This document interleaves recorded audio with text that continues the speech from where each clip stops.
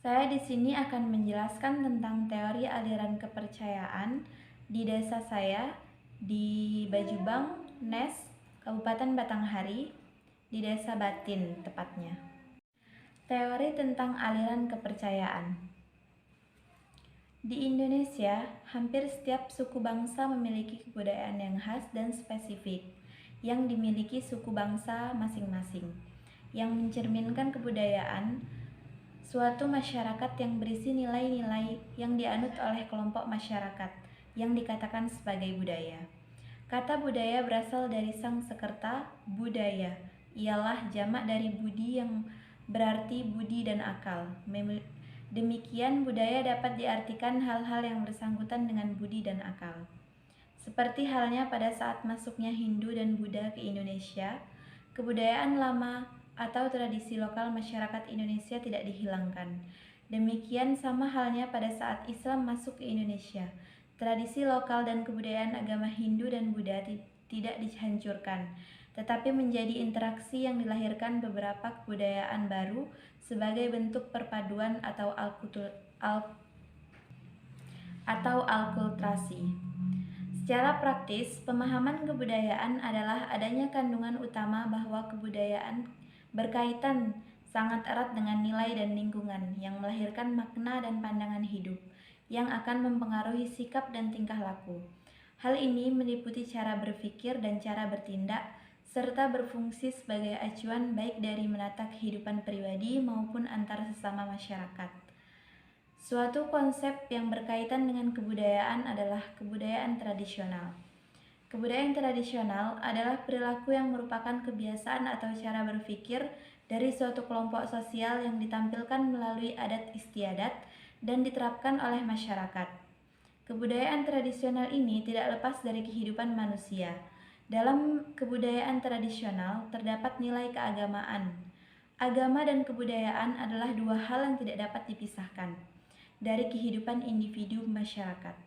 Bahkan dalam buku yang saya baca yang ditulis oleh Wahyuni dengan judul buku Agama dan Pembentukan Struktur Sosial Penuturan Agama, Budaya, dan Tradisional yang mengatakan bahwa agama dan kebudayaan adalah dua hal yang utuh meskipun agama dan kebudayaan mempunyai kedudukan dan fungsinya masing-masing. Agama mempengaruhi sistem kepercayaan dan praktek-praktek kehidupan. Sebaliknya, kebudayaan pun dapat mempengaruhi agama, khususnya dalam hal bagaimana agama diinterpretasikan dan sebagaimana ritual agama dilakukan. Berikut contoh kasus aliran kepercayaan di desa saya, di Nes, Desa Batin, Bajubang.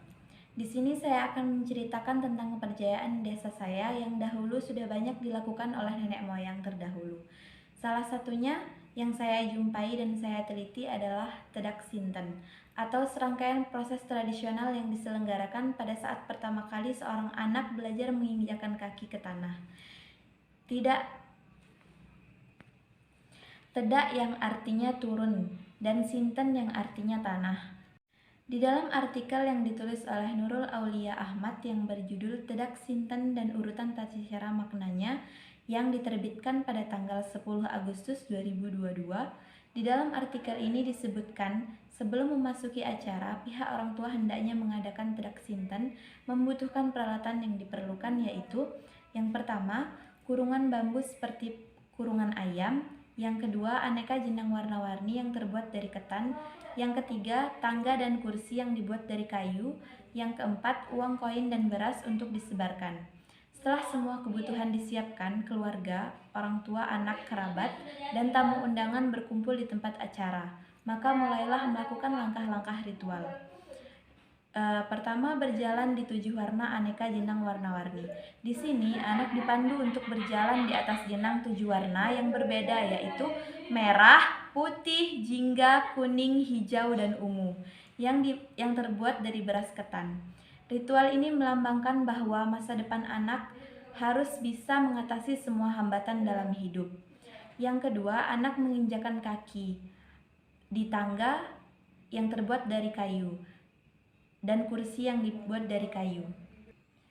Di sini dilambangkan bahwa kedepannya anak itu berjalan dalam kehidupan dengan memiliki tekad dan penuh percaya diri.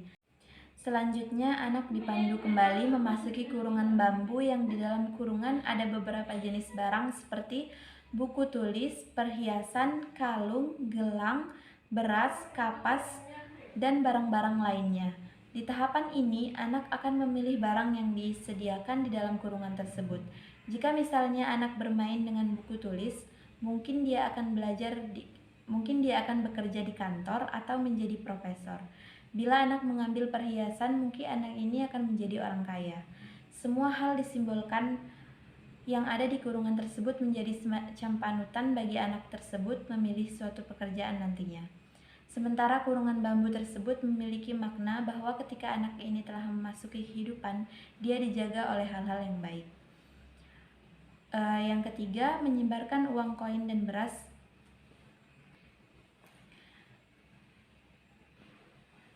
Sementara itu, orang tua atau kerabat anak itu menyebarkan uang koin atau beras diharapkan bahwa anak ini memiliki cara mudah untuk mencari nafkah dan bermurah hati untuk membantu orang lain. Itulah serangkaian tedak sinten yang dilakukan oleh masyarakat. Di dalam jurnal ini juga banyak kesamaan yang dilakukan di kampung saya, dan serangkaian tedak sinten berisi doa-doa baik yang dipanjatkan oleh orang tua dan kerabat anak tersebut. Kepercayaan ini merupakan kepercayaan yang baik menurut saya. Kepercayaan ini menurut saya sangat unik, namun sayangnya di zaman modern seperti ini sekarang kepercayaan tersebut tidak lagi dilakukan karena masyarakat sekarang sudah banyak tidak mempercayai kepercayaan tersebut. Dan pada akhirnya manusia adalah makhluk yang dengan proses berpikir dan terus mengembang. Tentu saja semua itu muncul atas dasar rasionalistis manusia dalam menanggapi fenomena yang terjadi. Baiklah, mungkin hanya ini yang dapat saya sampaikan. Kurang lebihnya saya mohon maaf yang sebesar-besarnya. Saya akhiri, wassalamualaikum warahmatullahi wabarakatuh.